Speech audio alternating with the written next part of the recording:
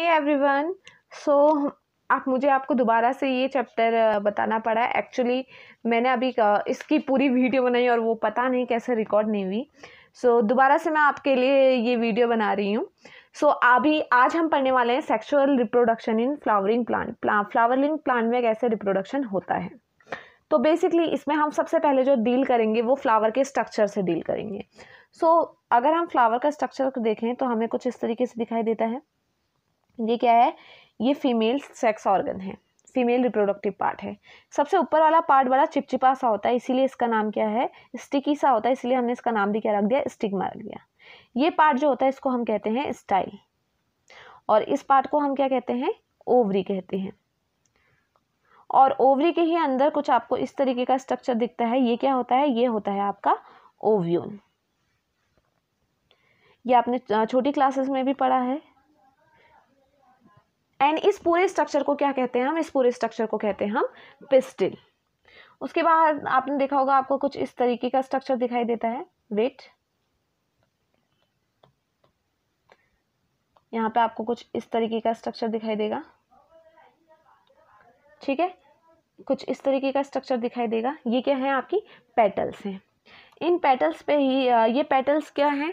देखो, अगर आपको ये क्या है? फीमेल रिप्रोडक्टिव सिस्टम है। अगर आपको किसी प्लांट में एक से ज़्यादा फीमेल दिखाई दे, ठीक है, तो उसके अगर बहुत सारे फीमेल दिखाई दे, बहुत सारे कार्पेल दिखाई दे, पिस्टिल दिखाई दे, तो इसको हम क्या कहते हैं?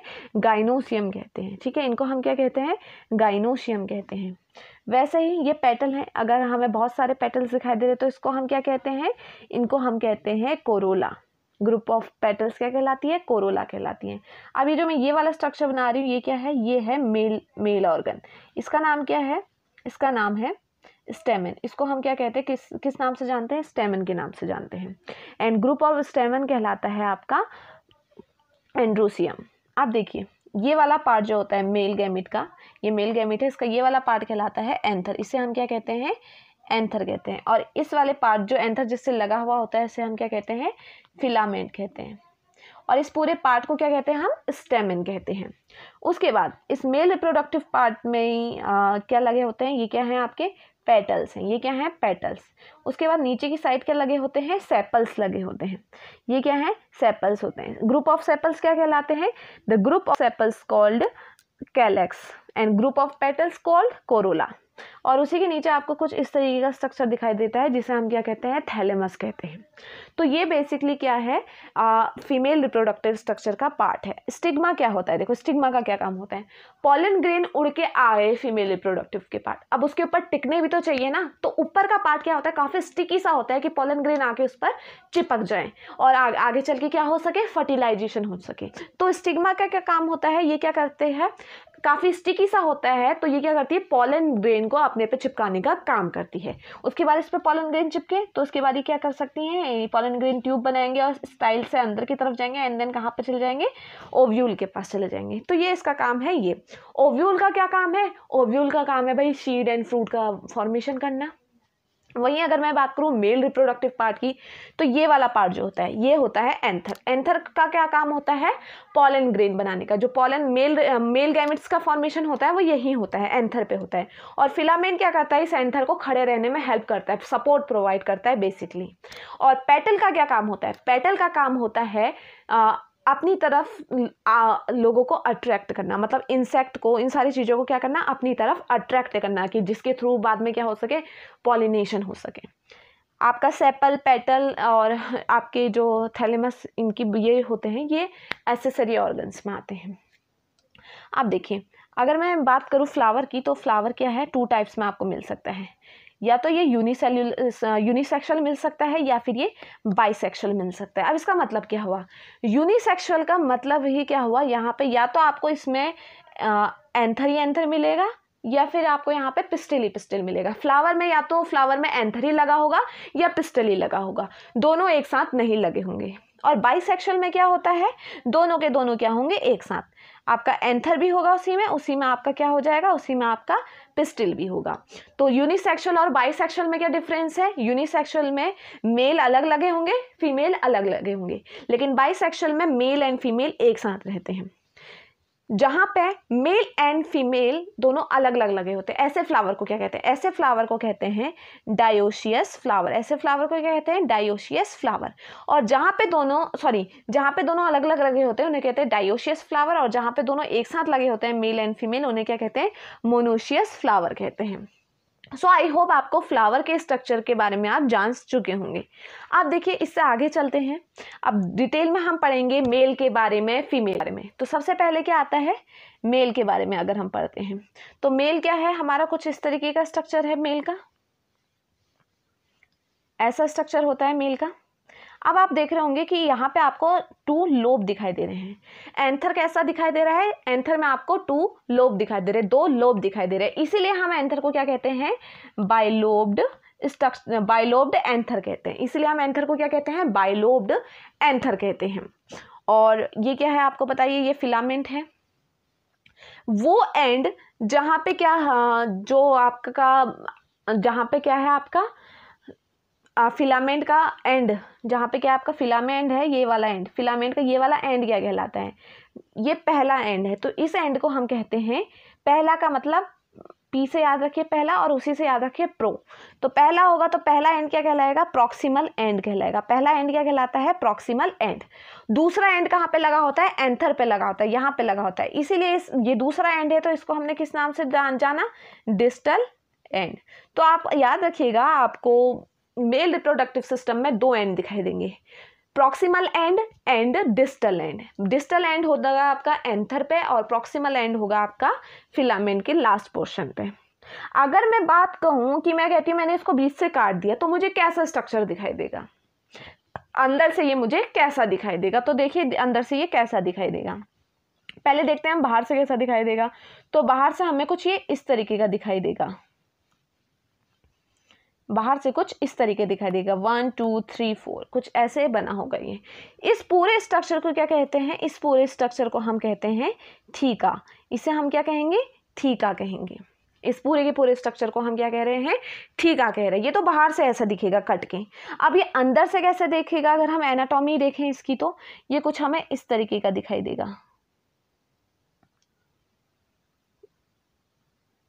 कुछ इस तरीके का बना हुआ ये दिखाई देगा।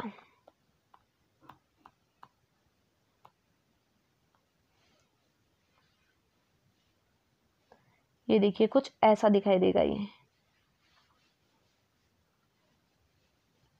ठीक है। और इसमें क्या होगी? ये कुछ इस तरीके का बना हुआ दिखाई देगा।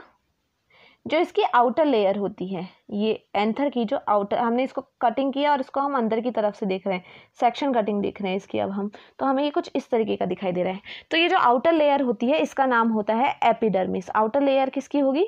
एपिडर्मिस की होगी।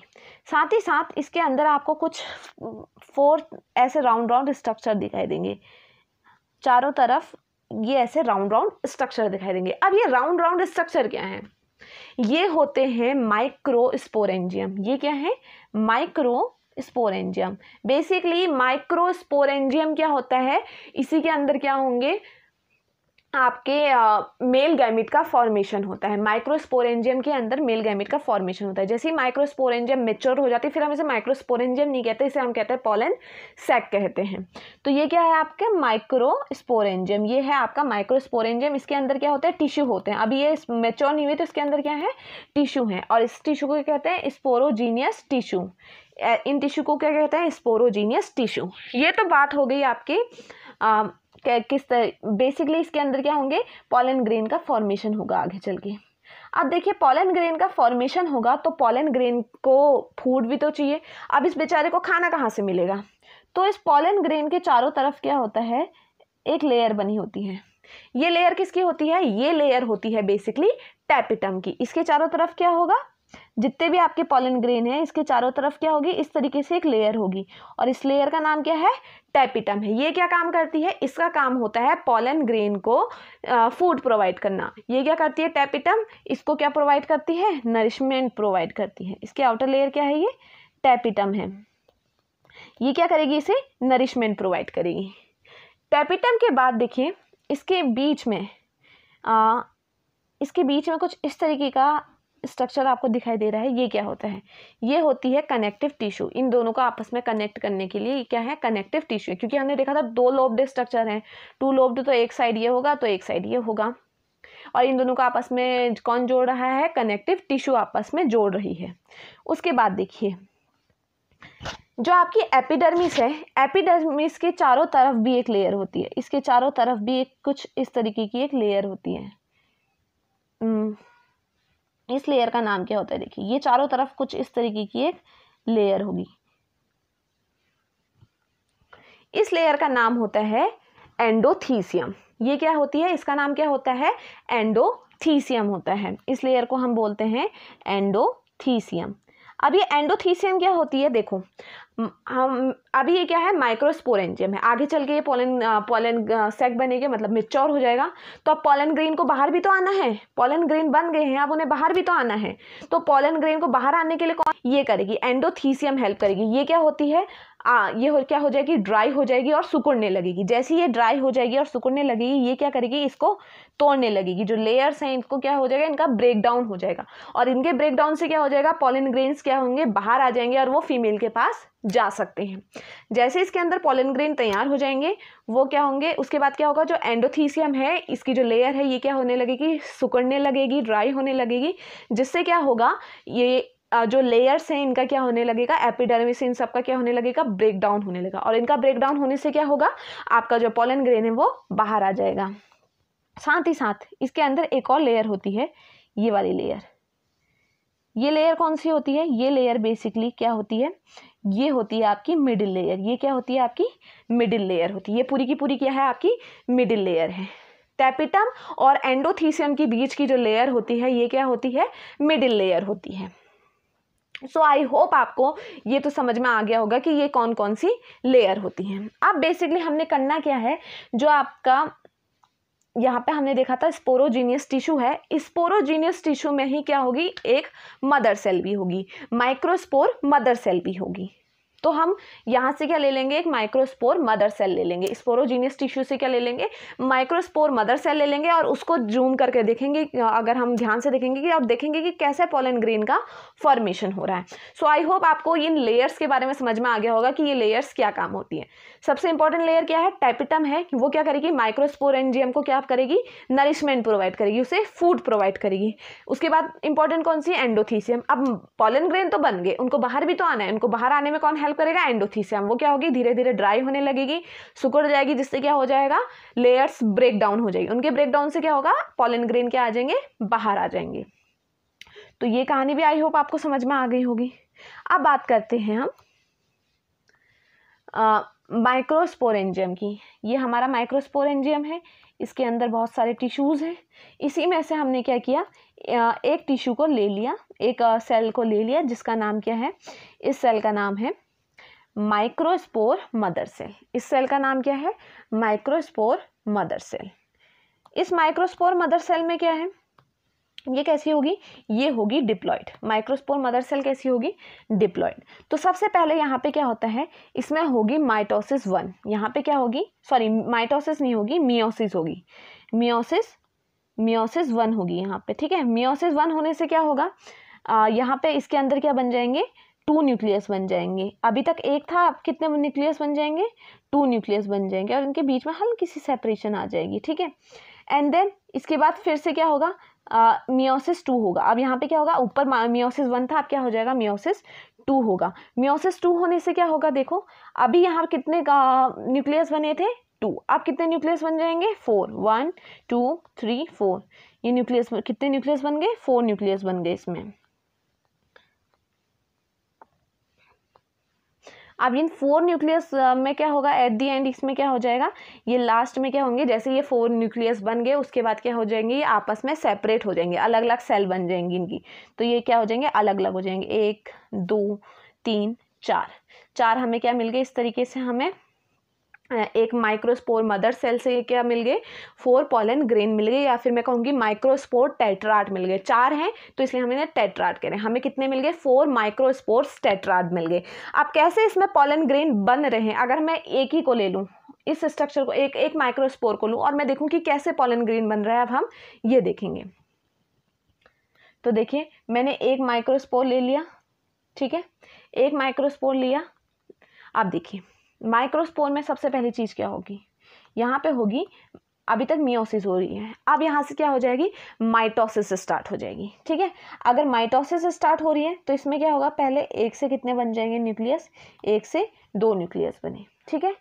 फिर क्या होगा, इनमें दोबारा से माइटोसिस होगी, माइटोसिस होने से क्या होगा, ये न्यूक्लियस तो ऐसे ही रहेगा और दूसरा न्यूक्लियस जो होगा वो सेल के अंदर आ जाएगा, एक सेल के अंदर आ जाएगा।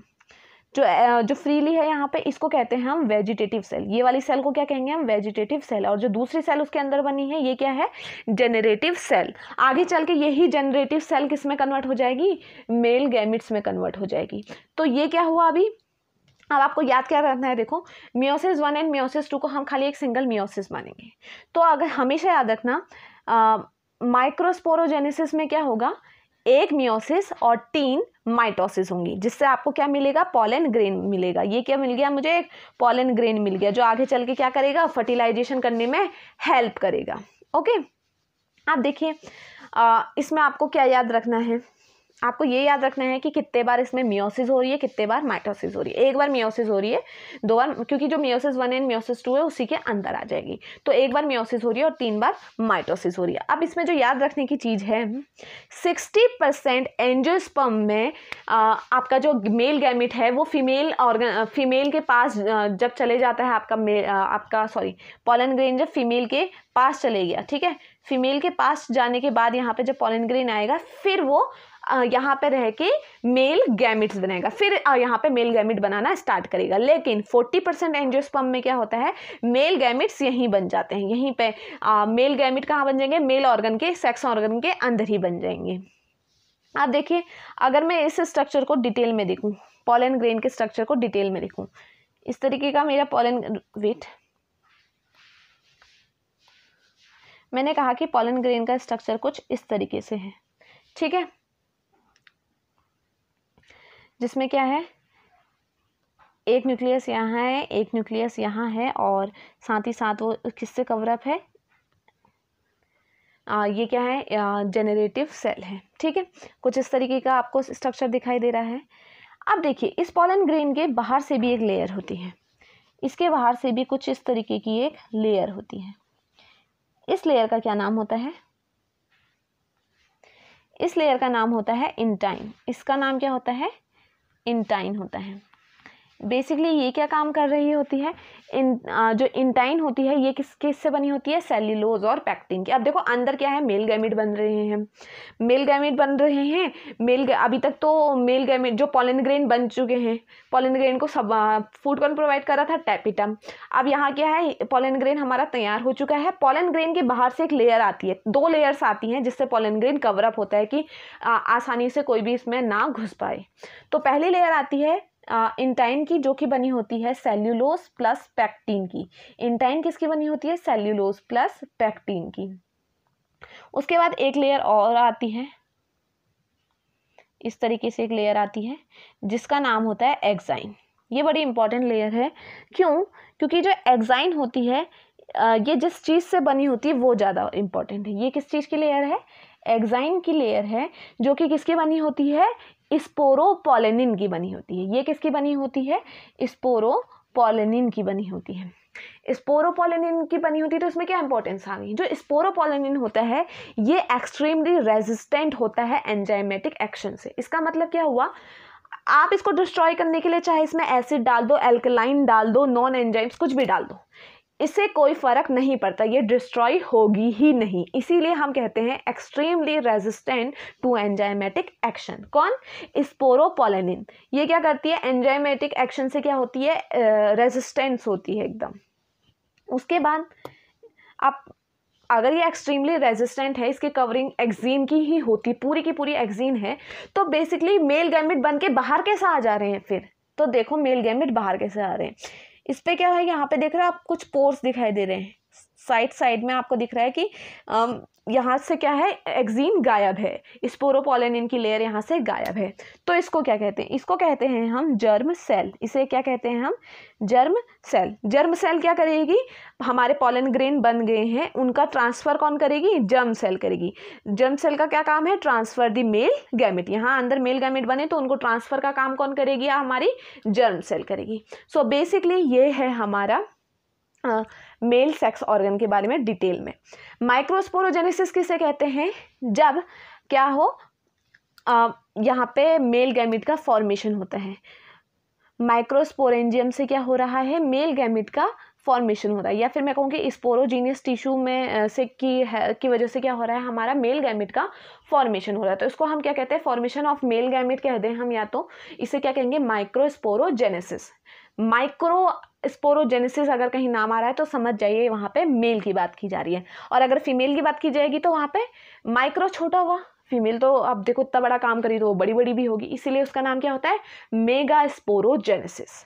तो ये हमारा बेसिकली मेल के बारे में डिटेल में था। अब देखिए मैंने पहला बताया था कि वहाँ पे अगर क्या हो 60% तो क्या होता है, फीमेल के पास जाने के बाद हमारा मेल ऑर्गन बनता है, यही बताया, सॉरी मेल गैमेट बनते हैं।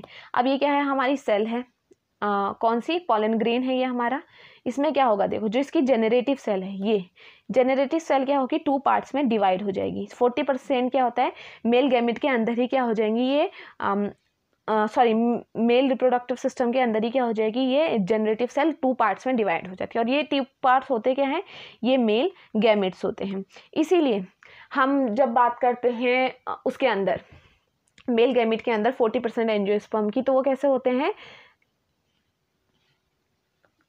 यहाँ पे क्या होंगे, आपको 3 न्यूक्लियस मिलेंगे, और इसे क्या कहेंगे हम, 3 सेल्ड स्टेज कहते हैं। इसे क्या कहते हैं हम, 3 सेल्ड स्टेज। और अगर मैं बात करूँ 60% एंजियोस्पर्म की, तो उनमें क्या होती है, 2 सेल्ड स्टेज होती है। ये क्या है, 2 सेल्ड स्टेज है अभी, और स्टेज में कन्वर्ट हो चुकी है। अब क्वेश्चन आता है कि आखिर गैमेटोफाइट कहाँ होते हैं। अभी पहली चीज़ है कि गैमेटोफाइट पता होना चाहिए हमें, क्या होते हैं, 2 चीज़ें होती हैं, स्पोरोफाइट एंड गैमेटोफाइट। फाइट का मतलब ही होता है पैदा होना, ठीक है, फाइट का मतलब ही होता है पैदा होना। तो स्पोरोफाइट, स्पोरो का मतलब क्या हुआ, स्पोर, और फाइट का मतलब हुआ पैदा होना। तो स्पोर का पैदा होना, तो स्पोर कहाँ पैदा होते हैं, एंजियोस्पर्म की बॉडी में क्या पैदा होते हैं, स्पोर्स पैदा होते हैं। बट गैमेट्स कहाँ पैदा होते हैं, क्योंकि गैमेटोफाइट है, गैमेटोफाइट का मतलब गैमेट प्लस फाइट का मतलब पैदा होना, तो गैमेट कहाँ पैदा हो रहे हैं, तो हमेशा याद रखिए मेल गैमेट की अगर बात की जा रही तो मेल गैमेट कहाँ पैदा होता है, पॉलन ग्रेन में पैदा होता है। अभी हमने देखा मेल गैमेट कहाँ पैदा हो रहा है, पॉलन ग्रेन में पैदा हो रहा है। तो ये चीज़ याद रखिएगा कि स्पोरोफाइट कहाँ हो रहे हैं, प्लांट की बॉडी में हो रहे हैं, और गैमेटोफाइट कहाँ हो रहे हैं, पॉलन ग्रेन में पैदा हो रहे हैं। सो बेसिकली ये हमारा पूरा का पूरा डिटेल था male gamete and female, male gametes and flower के स्ट्रक्चर के बारे में। इससे पहले जो वीडियो बनाई थी उसमें तो मैंने पूरा फीमेल गैमेट भी कवर अप कर लिया था, बट अभी नहीं हो पाएगा, कल हम इसे कवर अप करेंगे। And thank you so much for watching. अगर आपको वीडियो अच्छी लगी हो तो don't forget to like, comment, share and subscribe.